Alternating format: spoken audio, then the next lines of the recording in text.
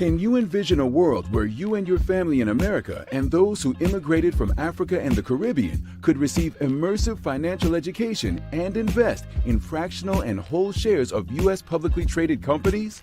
That time has come. Wakeza. Finally, from your mobile phone, you can start investing in building wealth. Wakeza. Just sign up for the Wakeza app and join the Wakeza community to receive ongoing adult and youth financial education from licensed advisors. Wakeza. You become a financially educated and protected investor. Wakeza has one empowering objective: creating financial inclusion and your family's generational wealth for the African diaspora. Wakeza.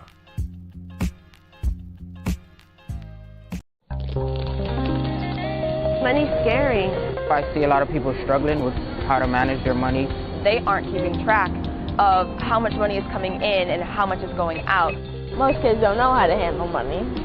I'm a big spender, not much of a saver, and I think if I had seen something modeled differently earlier, then I probably would have a different relationship with money. I think World of Money gives them that basis, that financial literacy that they need. World of Money is a youth financial education training institute. It operates Monday through Friday, 9 a.m. to 4:45 in July of each year. We go in the morning, we meet with our classroom leader. Each day is different and each day has a theme and focus. So some days we'll be talking about banking, other days we'll be talking about stocks and bonds. I did learn a lot about credit scores, 401ks, gaining interest on money, making your money work for you, how to save your money, checking accounts and savings accounts, and how to live a better life. My name is William and Law. Handling money is a big responsibility, and it should be held in the hands of a responsible person. Hi, my name is Rachel. I feel like I just graduated from business school, like real university business school. Just having role models like that come and share their knowledge with us is one example between, learning, gaining success, and then giving back. And it's just a straight, long line. Also, one of the cool things that our students learn is Mandarin Chinese. The 5 tenets of World of Money: learn, earn, save, invest, and donate. It's helped me become more aware of how much I'm spending and how much I'm saving and how much I'm giving. It's more about, yes, you've had an opportunity to earn the money. Now, what do you do to improve the lives of those that are around you and, the future generations? You need to give as your resources, whether that's money or your time, and that's more important than anything. We have visited the White House about 3 times. Our Young Mogul Board of Directors joined me as I testified on Capitol Hill to talk to Congress about financial education. We've opened or closed the NASDAQ Stock Exchange 4 times. We were on CNBC, we have been on MSNBC, we have appeared on ABC, NBC. I feel like financial literacy is one of the key components in life. No matter what career path you choose, you will definitely have to encounter finance or any type of financial components in your life, such as, whenever you're making your first purchase for your home, which was discussed during the workshops. Moguls and young moguls, I dare you to become financially successful. Miss Lamb grooms us to be ambitious, and I think that the tools that she gives us at World of Money are helpful in making sure that those ambitions can be sustained. After becoming a billionaire, I will invest my money in charities to build schools worldwide that will teach finance. It's an amazing program. It's done so much more than just teach me about money. It's taught me about being professional, about working hard, about success. It's worth the time and worth the energy, and I think that your children one day will thank you for it.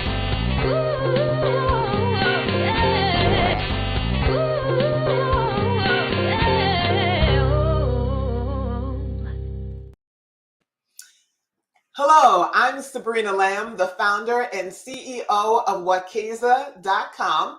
Wakeza is a company which is dedicated to providing culturally diverse family financial education, such as investing, as well as investing in U.S. publicly traded companies for those from the African diaspora residing in the United States, as well as I am the founder and CEO of the World of Money, a 19-year nonprofit that is the leading provider of immersive youth financial education for ages 7 to 18 in the United States and worldwide. As the host and producer of Planet Wakiza, we invite financial and legal experts to share their actionable expertise and solutions for you to achieve generational financial security. Today's guest expert is Dr. Joycelyn Morris. She holds a Bachelor of Science and an MBA from Florida A&M University, as well as a Ph.D. in curriculum and instruction from Florida International University. Through her research, Joycelyn seeks to shed light on the systemic barriers that perpetuate wealth disparities, as well as drive meaningful change. Joycelyn is also the principal consultant for JCM Consulting Group, a financial management consulting company which focuses on helping existing businesses succeed by offering strategies for financial management and operations. She is the host and producer of Race, Wealth, and Health, an important podcast for everyone interested in exploring the intersections of race, wealth, and health in communities of color. Welcome to Planet Wakiza, Dr. Joycelyn. Thank you. Thank you so much for that amazing introduction, Sabrina. It's such a pleasure to be here. So my immediate question is, because sometimes when we're focusing on one particular and very important issue, it was that tipping point that whether it was professional or personal that drove you to unpacking and finding solutions for wealth disparities. For you, what were they? Yes. So I guess as part of my introduction, I originally started my career in financial services. So I actually used to work in private wealth management in New York on Wall Street for a large investment bank. And as I was working with and serving our clients, right, just seeing that a lot of the clients, which we work specifically with ultra high net worth individuals, and seeing that a lot of those clients didn't look like me, right? And so that kind of drove me to think, or you or I, right? Not too many clients from the diaspora. And so that drove me to think about what that meant and why we weren't able to show up in those spaces. And so that really was the tipping point. A lot of other things kind of leaving New York and pivoting into the nonprofit space. And that also led to me wanting to study young Black college students. So as you mentioned, I got my doctorate from Florida International recently. And so my research was around looking at the financial knowledges, practices, and behaviors of Black college students specifically. And so really interested because we don't typically show up in the research. So it's very much so a gap, no pun intended, in terms of the research and as it relates to Black people and financial literacy and financial knowledge and practices. So, but yes, I won't go too far there. That was the tipping point. It was being there, being in those meetings, not seeing enough people look like me and wondering why more of us didn't qualify as ultra high net worth. So there's a lot of research being done, a lot of global conversations happening about this issue. Why should people care? And what are they missing about this issue that everyone should know? Yeah, so I guess in terms of, so there's two things, right? There's a lot of conversation around financial literacy and financial education. And then there's a lot of conversation around the racial wealth gap. And I'm sure there's a lot of differences about who should care and who cares about what, right? I'll start with the lowest hanging fruit as it relates to financial literacy and education, that everyone should care about that. I think that I was luckier, if you could say, to start my career in 2007, which was right before the big market crash, right? And so we saw what happened. And I think as a country, we realized how much or how important financial education and financial literacy was in terms of some of the decisions that individuals were making and allowing themselves to be, over leveraged in loans and things of that sort around their home, right? That created the Great Recession that was, 2008, 2009. And so I think for our national economy, and we know that we're a global economy, it's important that we're aware. It's important that individuals are able to make good decisions about their financial well-being and able to navigate opportunities, or at least know what questions to ask when they're being presented with these, new and exciting ways to get extra money. So that's the financial education piece. When it comes to the racial wealth gap, I mean, it matters if you care anything about equality, if you care anything about how we're able to come together and be stronger as a nation. It's important that that wealth is distributed, and it's important that people are able to have generational wealth that they can provide to further generations, so that they're able to then truly be able to give back more, right? And those who have are able to make better decisions and be able to show up in the world and be able to give back in a different type of way. And so I think everyone should care. We know that everyone probably does not care, but certainly I think our communities of color, all of our communities of color, should be concerned about this, because it determines, a lot of the decision making, because the wealth and how campaigns are funded and policies are made and how lobbying is done, it affects so much of our communities, our ability to have collective wealth that we can then use to be able to advocate for our communities.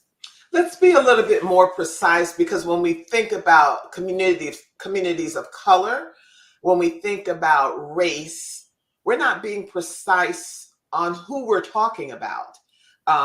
Asians could be considered communities of color. Who specifically are you referring to when you talk about and work your research regarding disparities, wealth disparities? Yes, fair enough. When it comes to my research specifically, it is, and the racial wealth gap I'm talking about is between white America and Black America, right? And so the differences between those particular groups. But we also know that, and when I say color, I'm typically talking, Black and brown. We also know that there's still, wealth disparities even for our, brown counterparts, our Hispanic or Latin counterparts as well. But specifically, my research is focused on those of within the Black community, those of the diaspora. Right, and it just would expand that question a little bit, because even within the Black community, there are cultural and generational differences with regard to money. When I think about the Arab community, often, you wouldn't think about all the wealth that they've been able to hold generationally. So I just think it's helpful just to be a little more precise for everyone having this discussion, including myself. We're talking about Black people and white people, all right? Yes, we're talking about the race. Okay. Yes. But so why because always the why isn't there, a line down the street or protests in front of on the Washington Mall? Why do I feel there's a lack of urgency with regard to closing the gap and first marching towards immersive financial education? So I want to make sure I understand your question. You're saying why are people? Why isn't everyone alarmed? I think there's a privilege in being able to have the ability to think about these things. I don't want to negate that. And there's a privilege that even I hold, right? And to be able to obtain 3 degrees, to be able to have the space to think about that. A lot of people are, because this wealth gap exists, a lot of people are living, not everybody, but there are individuals who are living, much closer to paycheck, and they're more focused on their day to day. They don't have the luxury to think beyond that, right? And it's not a present concern. I don't know that we're talking about it enough in our communities either. And so that's where I think a lot of our community pillars could be doing a little bit more to talk about the importance of financial education, financial literacy. But even in that conversation, even in my research, there's an importance to acknowledge racial capitalism, right? So even, all the education and literacy in the world is still not going to eliminate the wealth gap if there aren't, systemic changes that are made to ensure that we don't have income gaps, that we don't have all of these other disparities that tend to trickle down and affect why we see the wealth gap as it is. But certainly education is a start for a lot of our individuals to at least be able to think about how they can best position themselves. So to be clearer, how does it show up in community wealth gaps? How does it, and when we talk about wealth, what does that mean? Are we talking about financial security? Are you saying that the goal is to play 100 or generational year catch up? Exactly what are we doing, trying to get secure? What exactly should we tackle if a person who's not part of government is just listening to this broadcast? So I think there was a lot of questions there. I'm trying to address them, and feel free to kind of to redirect me.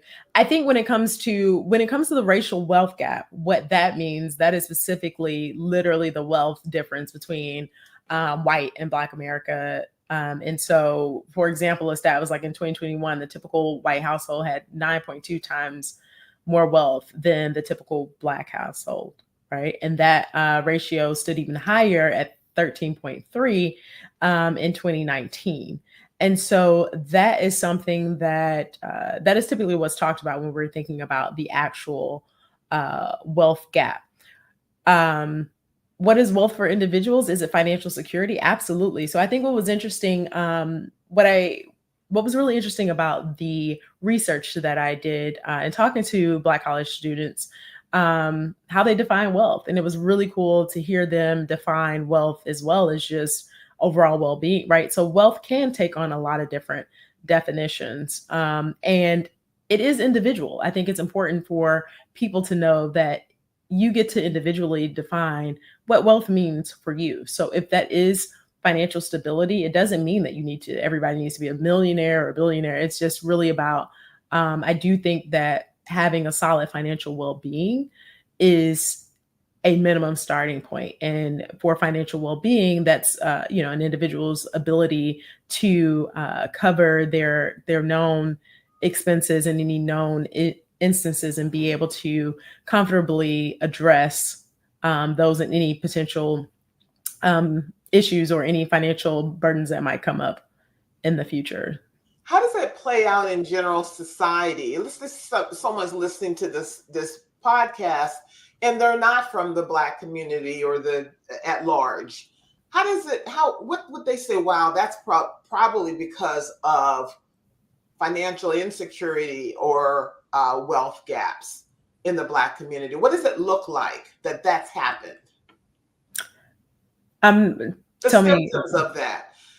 When you're saying that there are generational wealth gaps, what does that look like, particularly if you're not from the Black community?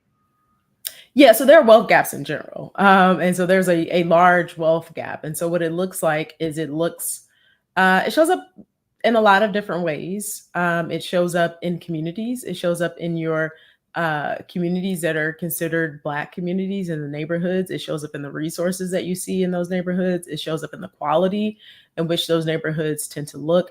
It shows up in the number of homeowners versus non-homeowners. It shows up in a lot of different ways.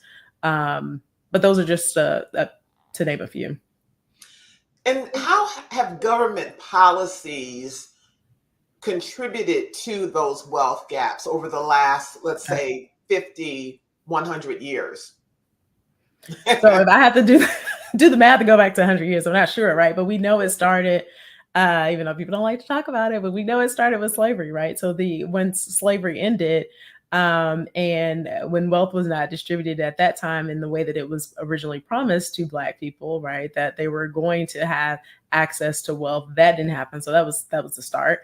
And then you think about ways in which Black communities have attempted to regain wealth within their communities and how those things have been dismantled, whether it's through integration or whether it's through other things. When you think about Tulsa and the Wall Street thing, when it comes to, we still know that home ownership is one of the main and key ways to developing wealth. And we know that there was this practice for several years around redlining, and it may or may not formally exist, but there's still a lot of practices when it comes to lending, the policies and the credit, as I was mentioning, right? Like the income and things that are needed to be able to qualify for a loan and purchase a home,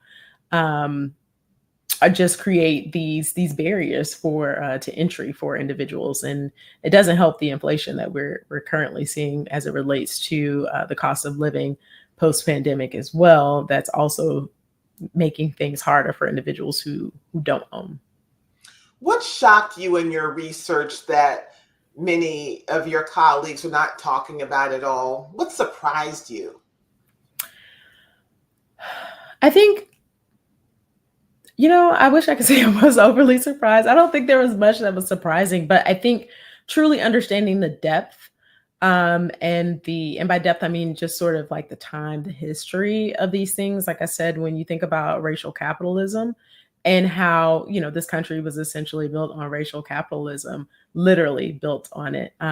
Slaves used to be the original currency before we had currency, right? And so the idea that just really thinking about how far back this goes can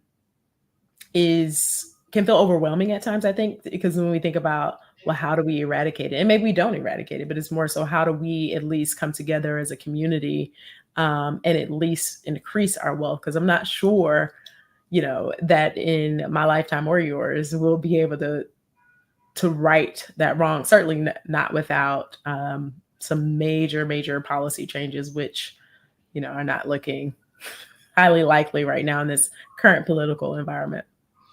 So the name of your podcast is Race, Wealth, and Health. Mm-hmm. Health? How does health impact, why is health under those two other pillars of race and wealth? Explain that to us. Yeah, absolutely. So obviously, coming from a private wealth background, wealth was important, right? And of course, race, when we talk about the racial wealth gap, but health is such a big part of it. I think for me, to be completely transparent, I wanted to add in there just for my own sort of personal health journey, but also understanding the implications of health. And so I've had a couple of individuals on the podcast who've talked about some of the health disparities within the Black community. We tend to be, even for diseases where we don't technically have more, actually my last podcast guest, Dr. Brittany Lane, was on talking about Black women's health specifically and disparities there. And so even for diseases where Black people are not necessarily any more predisposed, we still tend to have a higher mortality rate. And a lot of that has to do with access. What is access? Access to quality providers, access to good insurance that will cover it, the ability to get the early detection, the ability to have a doctor who actually listens to you, number one, right? Have the insurance to go in the office, then have a doctor who actually listens to you, and you're able to have whatever necessary treatments, whatever necessary early screenings and things of that nature. Wealth affects where you live, right? It affects your neighborhood. We see, going back to the point of like neighborhood, a lot of times in communities of color, in Black communities, let me just say that, make clear, Black communities, we don't always have, depending on the community, we don't always have the access to the freshest food, access to the freshest produce. That's where you'll see a lot of, there's been a lot of information. I had another guest on talking about the food journey and how food has been weaponized against the Black community. We've all sort of heard this idea of food deserts. But you have that, and you especially have it when it comes to healthy foods. So our health is so intertwined with our wealth and our race, right? Because the quality of care that we get when we are in the care of physicians is largely impacted by our race, and is largely impacted by our wealth and our access to quality insurance. Is the answer, or one of the answers, uh, financial inclusion? And if so, what is financial inclusion? What does that look like? Yeah, I don't know if that's the answer. You when you say financial inclusion, tell me what you mean by that Well, before I it's can. not, it's, first of all, for example, I can include everyone and invite them into my financial house. Mhm. That's lovely. And leave them there in my financial house. However, if the invited guests had no understanding on how to navigate that Mhm. financial house and don't have the education for a long term, and to decide whether or not to reside in that financial house long term, then financial inclusion in and of itself to me is not an actionable. It sounds nice, want everybody included, but in terms of particularly culturally diverse communities, I don't know that that is uh, the final answer. Maybe it's a kind of an invite, but for many communities, particularly those communities that have entrenched poverty, I think of in Yeah. Mississippi, entrenched Mhm. poverty. The idea of financial inclusion, does that accelerate their opportunity to live a financially secure life? I'm not sure, but Yeah. I would love to hear your viewpoint on that. Yeah, so I will say I have not necessarily done or been super well versed in proposals around financial inclusion, but certainly it doesn't sound like it's the answer in and of itself. And I don't know that there's any one thing that is the answer. Let me say that. And also, let me say that even with my research, I don't propose to have the answers, but I think it's a lot more than any one thing. It's multiple things, right? Because let's say even the idea that's been thrown out quite a bit, reparations, even that alone, right, doesn't solve it if we aren't making sure that the same communities that are getting access to the resources are able to best utilize those resources. I mean, how many times have we seen individuals win the lottery, right? And then before you know it, that money is gone. And so it's important. I don't think there's any one specific answer. I think there's a lot of things that need to happen and be in play. You know, there can be reparations, there needs to be education, there also needs to be policy changes that ensure that we don't end up right back here again with the inequalities. And so it's a lot of systemic things that do need to come together for us to really see substantial change on a community level versus individual level, right? So yesterday, Oxfam released their generational wealth disparities report. It's entitled "Inequality: A Global Corporate Power Report." I encourage everyone to read it.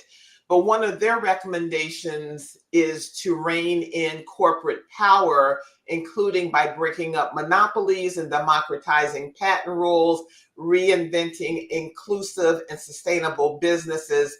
And then they talked about not only in the United States, but also they referred to the wealth gaps on the continent of Africa as well. Is so the so-called bottom of the economic pyramid tends to grow with maybe the top five richest people or wealthiest people tends to Mhm. become more narrow. Any thoughts? Any thoughts on this research?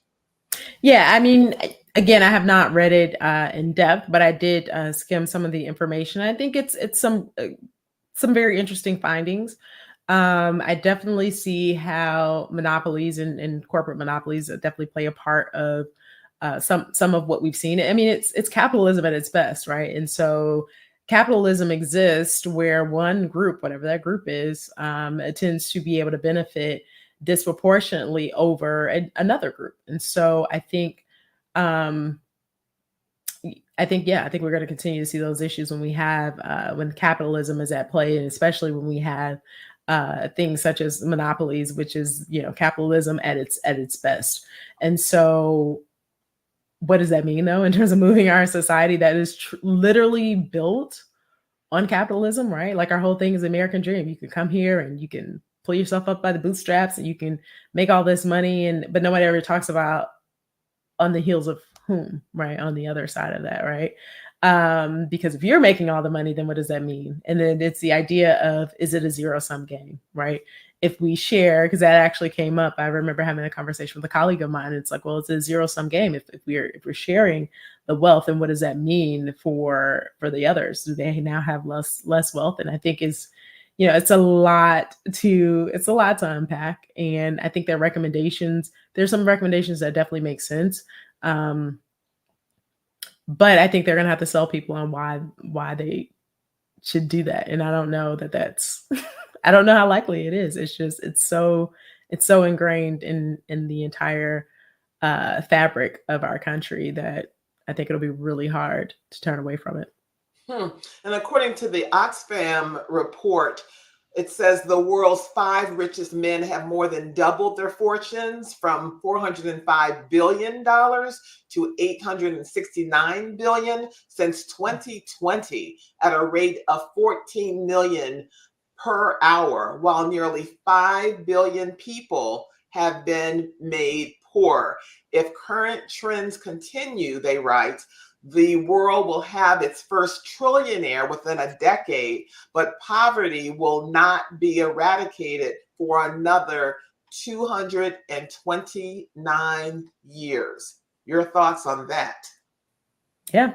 I mean, I wish I could say it's surprising, but it's not. Again, for me, and not to sound like a broken record, it's capitalism for one person to rise. And so maybe it is kind of a zero-sum game, right? Like if they're getting more wealth, it has to be coming from somewhere.